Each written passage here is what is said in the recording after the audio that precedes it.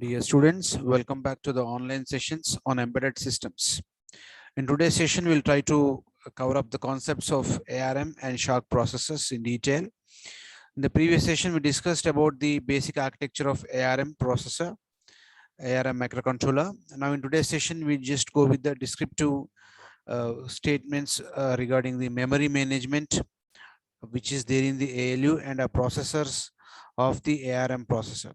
So ARM processor, SHARC processor, basic features and memory management of ARM processor we'll try to see in this today's session. Okay, so let us proceed further with the basic concepts that we discussed already in the ARM. So in the last unit, in the second unit and last part of second unit is going to contain these two parts. That is introduction to the advanced architectures such as ARM and SHARC processor architectures.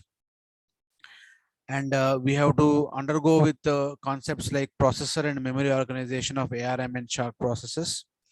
Added to that, we have networked embedded systems designed by using bus protocols, I2C and CAN bus systems. So these two we have in the syllabus. Okay, extended syllabus I'll try to cover like internet enabled systems. Nowadays, we want to support our embedded system, which is going to be IoT based. So in that context, we have to use our embedded system as internet enabled. So therefore, we just go with internet enabled embedded systems.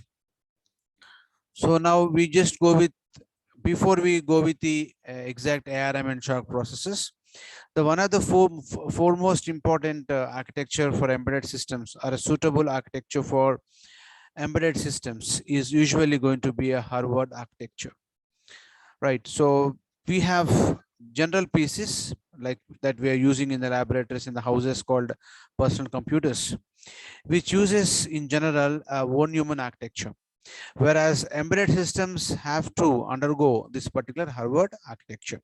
So for that necessity, in the examination, we may get the differences between von Neumann architecture and the Harvard type of the architectures.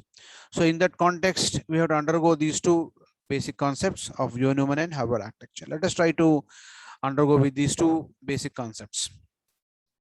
So as we already discussed about many differences between these two, let us have a gist of them. So von Neumann architecture means it contains single memory location used for both data as well as instructions. So instructions add R5, R1, R3. This is nothing but say an instruction. And data will be say memory, whatever written here memory, it is used for to store the data. So for these two, like instructions as well as data is stored in the single memory location. So in the case of this von Neumann architecture, we use a single memory location for storing data as well as instructions. Therefore, we are going to use a single address and single bus for address and as well as data accessing method. And we use internal CPU registers such as program counter, buffer registers, and we'll be using some of the registers for the stack pointer register. So stack pointer register, program counter, and buffer registers are going to be the internal registers of a CPU. Using these internal registers, we normally going to access them. Now we know what is a program counter. Program counter is usually used to point to the next instruction to be executed in the program, in the execution of the program in general. So therefore, what we can say, the memory holds both data as well as program instructions. Next is CPU has several internal registers such as PC, temporal registers, and the stack pointer registers. And this von Neumann architecture is normally going to support a 3 pipeline architecture, supporting the instructions such as the fetch, decode, and execute instructions. So it supports, that means, it means what? The CPU, which is going to support von Neumann architecture, is going to support in fetching the instructions, decoding instructions, and executing the instructions, where the instructions are stored in the memory, which are resided in the memory. So this is what we have. And next one is Harvard architecture. In Harvard architecture, we use a separate memory locations for data and the instructions. Therefore, Harvard machine has separate memories allocated for data as well as program instructions. In the case of Harvard architecture, the program counter points to the program memory, not the data memory. So in Harvard architecture, the PC is normally going to initially points to the program memory, but not the data memory. And one more drawback of this particular Harvard architecture is that it is harder to write self-modifying programs. So self-modifying programming is what? Programs that write data values will be used later on as instructions for the processor. So that kind of mechanism is not there in the case of the Harvard architecture. But this is also, tailored work is anyway there in the Harvard architecture that can be overwritten by the Harvard architecture instructions. So the main advantage of the main difference between the Neumann and Harvard architecture is going to be the advantage of the Harvard architecture. What is the main difference between Harvard and Neumann architecture in terms of architecture? It is going to be the separation of program and the data memories is normally used to increase the speed of operation or to improve the performance of the system. Therefore, the separation of this program and data memories used to provide higher performance for the DSP systems. So this is what the advantage is. The basic difference between the von Neumann and Harvard architecture becomes the advantage of the Harvard architecture over the von Neumann architecture, using which we normally increase the performance of the Harvard architecture based systems, which is normally used in the DSP based and embedded system based architectures, normally suitable for the system on chip architectures. Okay. So you can see in this diagram now, Harvard architecture, there are separate memories for data memory to store data as well as program. We have separate memories such as data memory and program memory, where we use separate buses for data as well as program. Now, because we are using data and program separately, we can very well perform the parallel processing in this type of the architecture.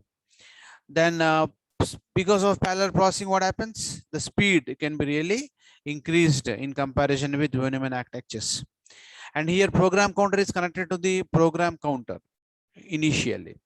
So this is what the basic constructional difference between these two. Now, usually for embedded systems, we prefer the Harvard architectures. Okay. Now in the exam, we may get a question on write the differences between the von Neumann architecture and Harvard architectures. It is based on the marks that you have to write the basic differences between the von Neumann architecture and the Harvard architecture. Okay. If the question is given for say 2 marks, then please try to write 4 points. If the question is asked for 3 marks, try to provide around 6 points. If the question is asked for 8 marks, try to provide some 10 points. So I gave here around, I have formulated around 9 points. You can just increase some more points based on the discussions what I have made now, like program counter. So program counter initially for Harvard architecture is pointing to the program memory, whereas here it is not like that. In the case of von Neumann architecture, the program counter initially is not directing to the program counter. It is based on the programmer's program. It is totally in the hand of the programmer. So like that, you can just simply add some more differences, but I have just gathered some differences. Try to have these differences now. So first difference is based on the architecture, that is same memory is going to hold the data as well as the instructions. In the case of the Harvard architecture, this pink one is von Neumann architecture, and this saffron is going to be on the Harvard architecture. So separate memories for data and instructions is used for Harvard architecture as per the architecture is concerned. So now everything follows based on this architecture itself. Now, because there is going to be a single memory to hold data as well as instructions, you have to compulsorily use only single set of address and data buses between CPU and memory. Now, because there is a separation of memories for data as well as instructions, we are definitely going to have two different sets of buses between the CPU and the memory units, and single memory fetch operation, because we have only single set of buses to access data as well as memory. Definitely we're going to have single memory fetch operation here. In the case of Harvard architecture, flexibility is there. Harvard allows two simultaneous memory fetches because we have two separate bus lines. Now here, because of this problem, what happens? Because of single memory location, the code is executed serially and takes more clock cycles, because you cannot fetch data and instructions simultaneously. Because of that, you have to use more number of clock cycles, and code is executed serially one after the other. That means what? Parallel processing is not possible in the case of Von-Neumann architecture. Whereas coming to here, the code is executed in parallel. That means parallel processing is really an added advantage in the case of this architecture. They're not suitable for the digital signal processing units. Von-Neumann architecture is not suitable for DSP systems.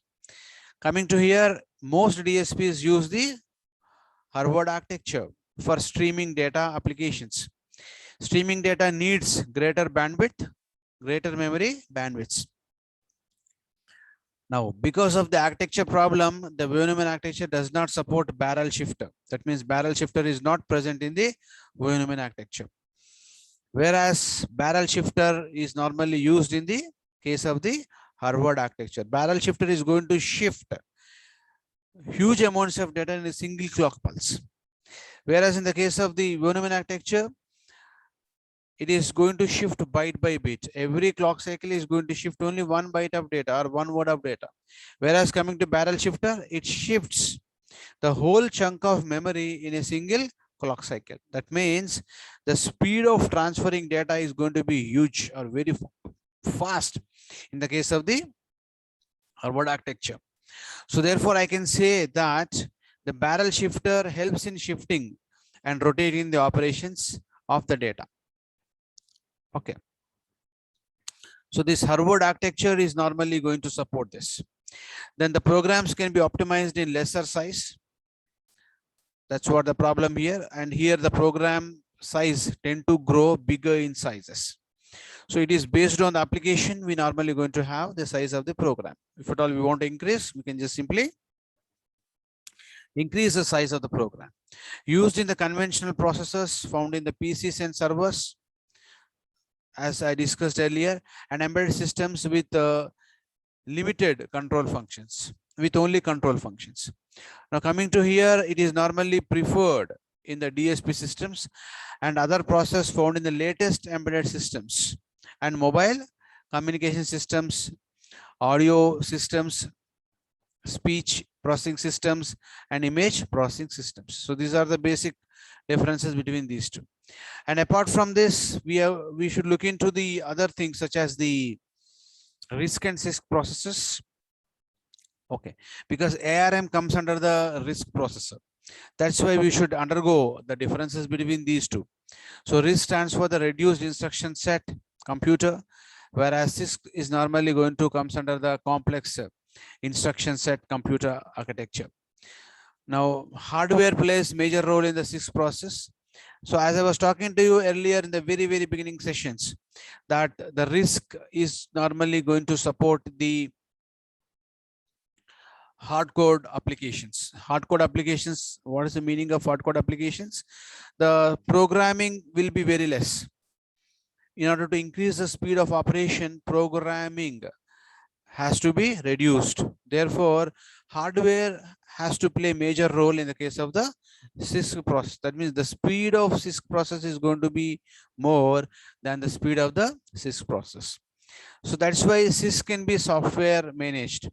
That means software plays a major role in the CISC process, whereas hardware plays a major role in the RISC process. That means CISC process can be customizable, whereas CISC process cannot be customizable, where RISC process cannot be customizable, whereas the CISC process can be customized. Sorry, it should be RISC processor, not CISC processor. There is a spelling mistake. There is a mistake here. Hardware plays a major role in the RISC processor, whereas software plays a major role in the CISC process. Now, CISC process use single clock cycle to execute an instruction. Now, here the number of instructions are going to be pretty less. Therefore, it uses a single clock cycle to execute an instruction, whereas in the case of CISC process, it uses multiple clocks for the execution of the instruction. If that means the time required to complete instruction in CISC type is going to be more than the RISC type of the instructions. Now, memory to memory access is used for the data manipulations in RISC process. Here, instead of memory to memory, intermediate registers are used for data manipulations. So there are many points we can just simply think of whenever we write in the examination. So in RISC process, single word instructions are normally used as inputs because the number of instructions used is going to be less in RISC. Therefore, single word instructions are used as inputs, as it is a reduced instruction set. Whereas in the case of CISC process, instructions of variable lengths are given as input based on the tasks to be performed in the program. More lines of code and large memory footprints are required here because it is going to be hard coded. Once it is written, you really cannot tailor it again. You cannot really modify it again. Whereas coming to here, high code density is provided here, right? It is customizable. Now, RISC processor programs are going to be compact, uniform instruction, and facilitate pipelining. It is a compact programming because less number of instructions will be there. Now here in the case of CISC, as it is a software controlled, software managed, many addressing modes and long instructions are used here. So it allows effective compiler optimization because very compact instruction. So definitely it provides effective compiler optimization. Now what about here coming to CISC processor, it is going to be often require manual optimization of assembly code. It is purely depends on the programmer's task. So it is often require manual optimization of assembly code for embedded systems. So embedded system is what depending on the tasks that we need to do, and accordingly we normally going to customize the assembly code. These machines provide a variety of instructions that may perform very complex tasks such as string searching. So the instructions which we use in the RISC are going to provide a variety of instructions that may perform very complex tasks in a quick time, such as searching, string searching instructions. Coming to CISC processor, these computers tend to provide somewhat fewer and simpler instruction because it is program specific. It is going to be a totally assembly language specific kind of a thing. So over here, then next come to the ARM processor. ARM processor uses the RISC architecture, which is called reduced instruction set computer architecture. ARM usually uses assembly code for writing the programs to the ARM processors. ARM instructions are written one per line starting after the first column. So that means it is something like a sequential programming one after the other, because pipelining, parallel processing is not there in the case of ARM. So therefore, we have to write one after the other. Comments begin with a semicolon and continue with the end of a line. This is regarding the program we have. So a label which gives a name of a memory location comes at the beginning of the line in the case of this. So these two are the processor based instructions, load register. Okay, so that means whatever the contents of R8 has to be loaded into the R0. Semicolon is nothing but comment to this particular in the ARM processor. And labeling I can do like this: label, add this the R4 R0 R1. I want to add all of these registers to the result in the accumulator. I can just use this instruction like this. Okay, like this I can just provide the instructions in the case of the ARM processor. Now coming to memory organization, it supports the little endian and big endian kind of the memory organizations. What is little endian? It is going to be conventional LSB to MSB type of the instructions. So byte 0 is going to be LSB, byte 3, last byte is going to be LSB. And a big endian means what? Reverse of little endian. The MSB side of the bits will be the bit 0 location. LSB side of the bit is called the highest bit location. So this is what the, you were following of the little endian, big endian type of the memory organizations. So the ARM supports two basic types of data, that is big endian, little endian type of data, just now we discussed. The standard ARM word is 32 bits long. 32 bits means what? You can just simply have four 8-bit byte addresses, locations, right? So something like, in 8051 microprocessor, we're going to have 4 ports covering 32 bits. So each port is going to have support 8 bits. So 4 ports, 4 into 8 is going to be 32 bits. So 32 bits are simply allocated for only pin configuration 8051. Similarly here, we can form 4 8-bit byte memory locations, because put together it becomes 32 bits long. So ARM allows addresses up to 32 bits long. So that's what extended feature we have, whereas 8051 is only of 8 bits. It can access only 2 power 8 memory locations, whereas here it is that 2 power 32 address locations can access. So it can be configured at low power up to address bytes in a word in either little endian or low or big endian mode of the operations. So it can be configured at low power applications. That means whenever you have a low power applications intended to design a VLSI system, then we can really use this ARM architectures. The next processor is going to be a shock processor. It stands for the Super Harvard architecture computer. So Super Harvard architecture computer, it is. The spelling of Harvard is Harvard. Okay, it is not Harvard. It is going to be Harvard architecture. So SHARC supports stands for the Super Harvard architecture computer. The example of this is going to be designed by the Analog Devices Inc. company, which is known as ADSP 21060, is a SHARC processor. Advanced DSP 21060 is known as the SHARC processor. So it is also going to be a 32-bit signal processor unit, mainly used for processing the speech, sound, graphics, and image processing applications. So this SHARC processor is going to come under the high-end digital signal processing unit, especially designed with the RISC techniques as well. That means, see, Harvard architecture means what? It is a tailored architecture. Tailored means what? You can just embed many concepts in the SHARC processor. Okay, because it supports Harvard architecture. So to support, in order to increase the speed of execution of certain processors, certain computations in the SHARC processor or Harvard architecture based embedded systems, we can incorporate RISC in the case of SHARC also. So this is what a extended version. SHARC is extended version. It supports 2 types of number formats: 32-bit fixed format and floating point format. 32-bit fixed format is going to come up with integer format and unsigned and signed type of the format. Floating point supports 3 subtypes: 32-bit long single precision IEEE floating point format, and 40-bit version of the IEEE floating point format, and 16-bit shortened version of the IEEE floating point data format. So that means 16-bit shortened version of the IEEE floating point format also is going to support.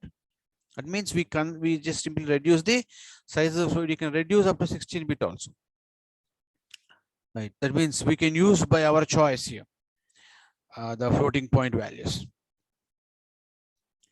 Now, one more extension can be done. 32-bit floating point can be extended with a 40-bit extended floating point capabilities. Large on-chip memory. SHARC processor provides large on-chip memory to provide extended memory access. It is suitable for the scalable multiprocessing applications. Scalable means what? User-defined applications. System on chip applications. System on chip applications based on the requirement of the implementations that we are supposed to do. So as the implementation changes, you have to customize the processing. That means it should become a scalable. Therefore, it supports the scalable multiprocessing applications. In the case of Shark processor, program memory can store data as well. Able to simultaneously read and write data at one location and get instructions from another place in the memory. This is because of the Harvard architecture. Because of Harvard architecture, we can use two separate buses. When you can use two separate buses, you can perform reading and writing simultaneously from different locations. So that simultaneous reading and writing can be done from different locations because of this type of the architecture. Now Shark processor uses two buses, one bus for the data memory bus to access the data memory, another bus to access the program memory.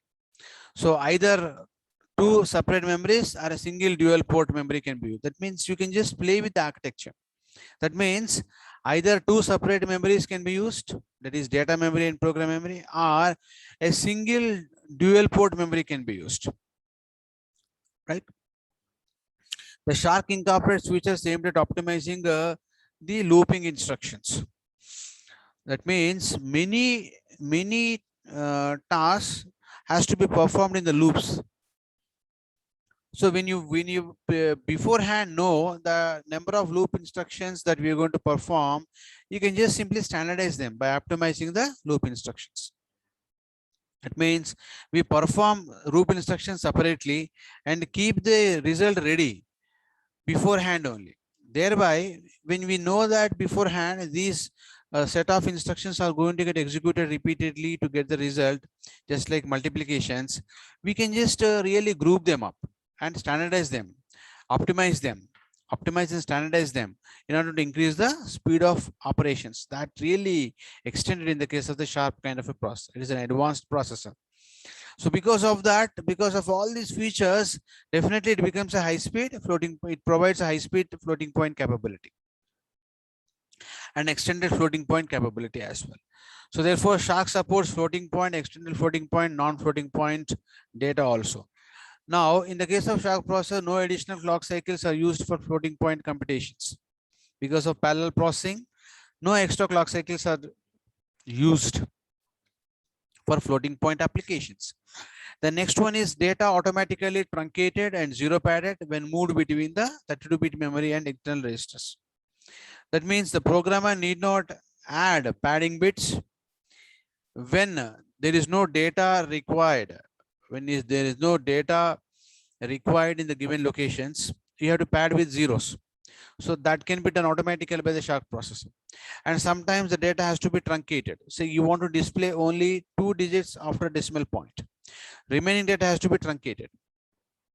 That can be done automatically in the case of the Shark processor.